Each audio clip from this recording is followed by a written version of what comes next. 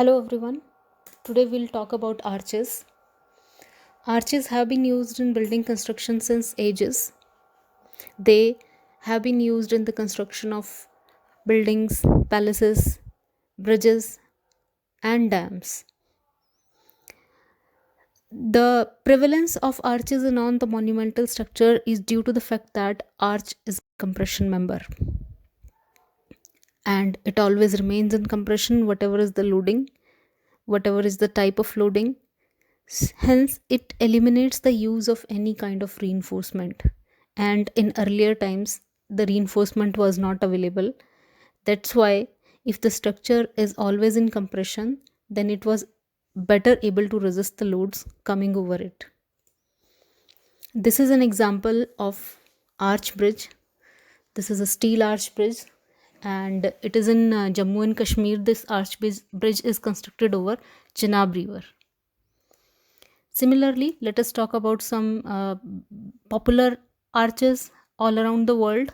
This is Gateway Arch. It is 192-meter in height and it is a monumental structure in USA, and throughout its span it is clad in stainless steel and it is built in the form of catenary. Its shape is catenary shape and it is the tallest man-made arch in United States. Then we have another arch in New Delhi, India Gate. It is very popular. You can see this arch shape here. So the height of opening is not small, it is quite large, and this arch is capable of sustaining all the load which is coming above it. This is an example of arch dam. It is in Kerala. This is a Idukki dam. You can see the shape of this dam is in arch form. Here you can see, and it is able to hold large amount of water behind it. This is a railway bridge and this is constructed over Godavari River, and you can see the formation of arches over this bridge. So hence you can see arch is a very beneficial form of structural unit, and that is why it is important for all civil engineers to study about arches. This is an introductory lecture about arches. So what is an arch? Arch is a vertical curved structure which spans an elevated vertical space, and it may support the load, sometimes it does not. And in case of horizontal arches, like we have seen in the Idukki dam, this horizontal arches supports large amount of hydrostatic pressure which is acting behind it due to the storage of water. So let us see the comparison between a beam and a simple arch, how these two units behave entirely differently. So if we apply transverse load to the beam, it is going to bend like this in the form of a parabola, almost in the form of a parabola. So what will happen at the bottom fiber of the beam, tension will develop, and at the top fiber, compression will develop. Whereas if the same load is applied on the arch, due to its shape, it is going to remain in compression only, and it is going to transfer this load to the piers on which it is resting. So this is the advantage associated with arch, that they always remain in compression, and this practically eliminates the need of any kind of reinforcement. So this is another diagram showing the mechanism of transfer of load through arches. So these are the technical terms associated with arches. Abutment is the end support of the arch. Pier is the part of wall on which arch rests. So you can see here this abutment, and this vertical portion is known as pier. This is another diagram showing elements of arches. Let us try to understand these elements. So let us start from here. The topmost element of the arch is known as crown, and these elements are known as voussoir, each element, And generally we keep this crown element as the biggest one, and it is known as keystone. The curvature followed by the outer portion of the arch is known as extrados, and the curvature followed by the inner portion of the arch is known as intrados. The difference between the height of crown and the height of support, which is also known as springing line, is known as rise, and the clear distance between the arch support is known as span. And the line which divides the arch into two equal parts is known as central line. And the portion between the springing line and the crown is known as haunch. So this is abutment area. This portion is abutment, and here the arch is resting on abutment or piers. So intrados, as we have already discussed, it is the inner curve of the arch. Extrados, outer curve of the arch. Voussoirs or arch stone are the wedge shape unit forming the arch, and the springing stone or the springer is the first voussoir at springer level or on the either side of the arch. Springing line, this is imaginary line joining two springing points or supports of the arches. Crown is the highest point on extrados and highest part of the arch. This is another diagram showing crown, voussoirs, haunch, and in this case the springing line is not horizontal because arch is ending at this point only. So these are the voussoirs. This is not a semicircular arch, this is a segmental arch, and its center lies here. So we can see the extrados and the intrados and other key terms here, keystones, etc. Let us move forward. Keystone, it is the highest central wedge shape block of an arch, mostly placed at the ground. Skewback, it is the surface of the abutment on which the arch rests. Then span is the clear horizontal distance between the two supports, and rise is the vertical distance between the support and the crown. And the depth of the arch, this is the perpendicular distance between the intrados and the extrados. You can say this is the length of voussoirs. This is another diagram showing haunch. So you can see this portion is known as haunch. And spandrel. Spandrel is the triangular wall which is enclosed by extrados and the horizontal line from the crown of the arch. So if you draw this horizontal line and a vertical line from the extrados, whatever the portion is enclosed between these two lines is known as spandrel. So other terminology is also shown here. The end column is generally known as abutment and the inner columns are known as piers. This is plinth level, this is springer stone, these are voussoirs, again rise, crown, everything is shown here. Let us move forward. Let us move to the classification of arches.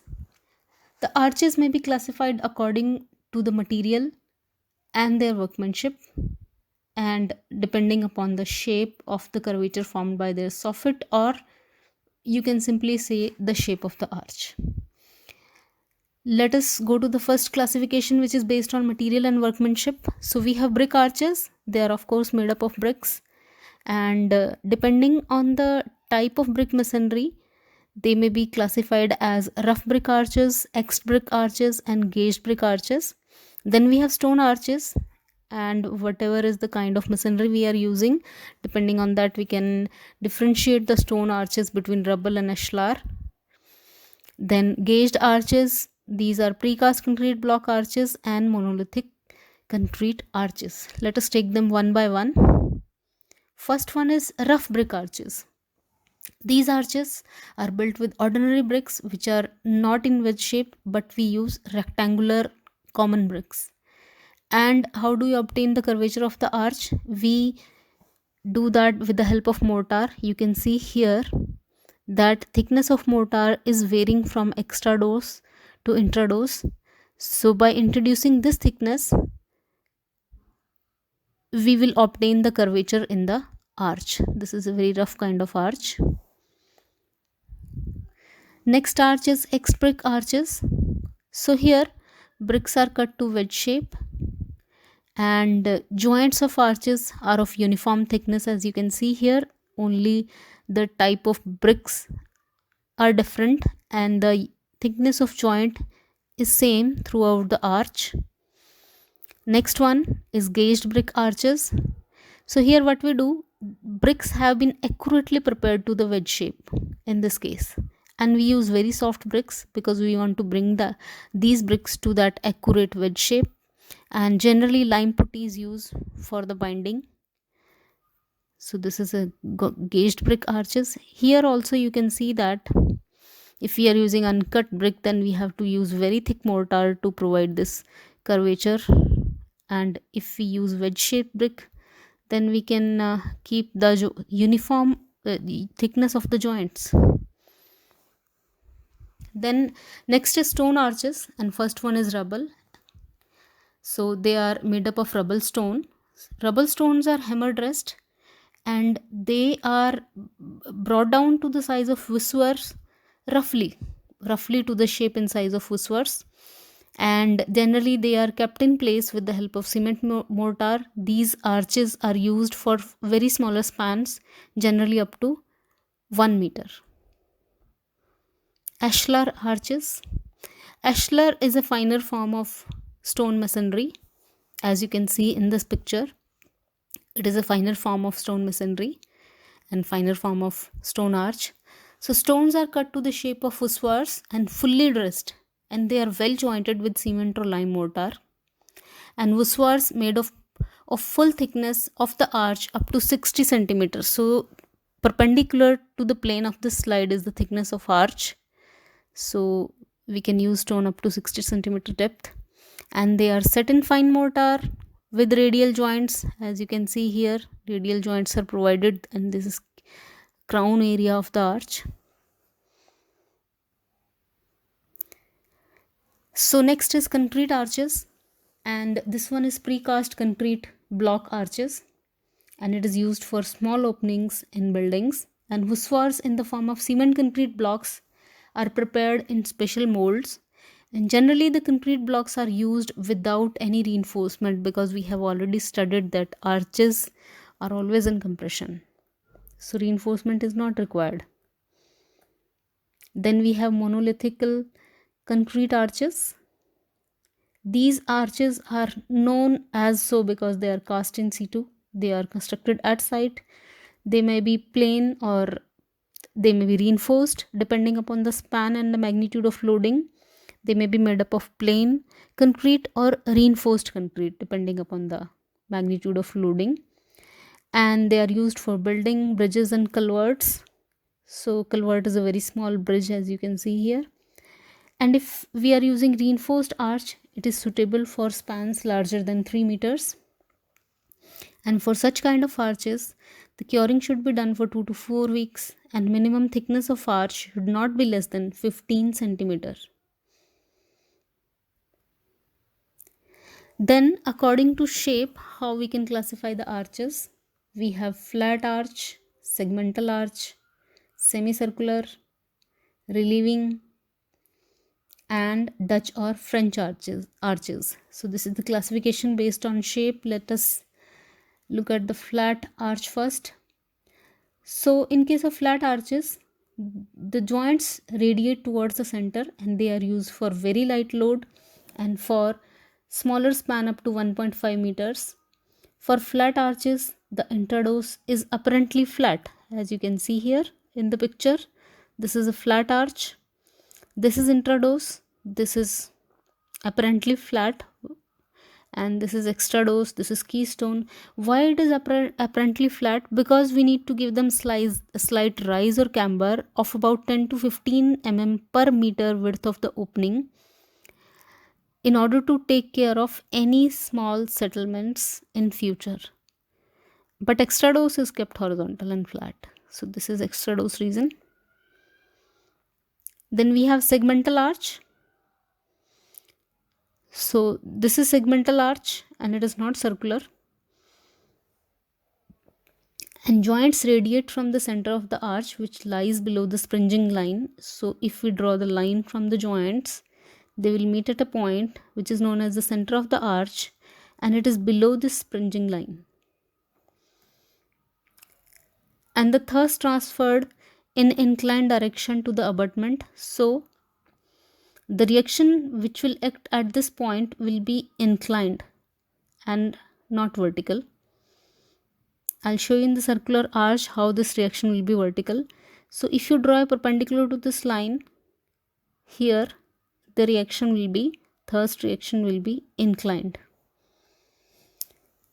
So it is sometimes this kind of arch is provided over the lintel, then it is known as relieving arch. So this is a segmental arch, the first diagram, and this is a relieving arch. It is provided over the lintel. We'll take up relieving arch in coming slides. Next is semicircular arches. As the name suggests, the shape of this arch is semicircular, and the reaction developed, which is known as thrust, at this point, at the abutment point, is vertical. It will be vertical because the skew back, which is the plane joining the arch and the abutment, is horizontal. So here I will develop a totally vertical reaction at this point also. And the center of the arch, it lies exactly on the springing line. You can see if you join the springing line, and this is the rise of the arch, and the radius of arch will be this one, and this will be the center of the arch. Next is relieving arch. Sometimes we use a wooden lintel over the wider opening, then sometimes we add extra brick arch in order to take care of the heavy load of the large opening, because it not only helps to reduce the size of the timber lintel, but it also helps in the situation if the wooden lintel goes bad due to the presence of moisture and other factors, then it can be easily replaced without affecting the overall integrity of the structure, because the relieving arch will take care of the load of the masonry above it. So this is relieving arch, as you can see here. This one is relieving arch B, and A is wooden lintel, and C is the portion of masonry between relieving arch and wooden lintel. And the last type of arch is Dutch arch. It is similar to flat arch in design, but it differs in shape and method of construction, and it is suitable for small openings.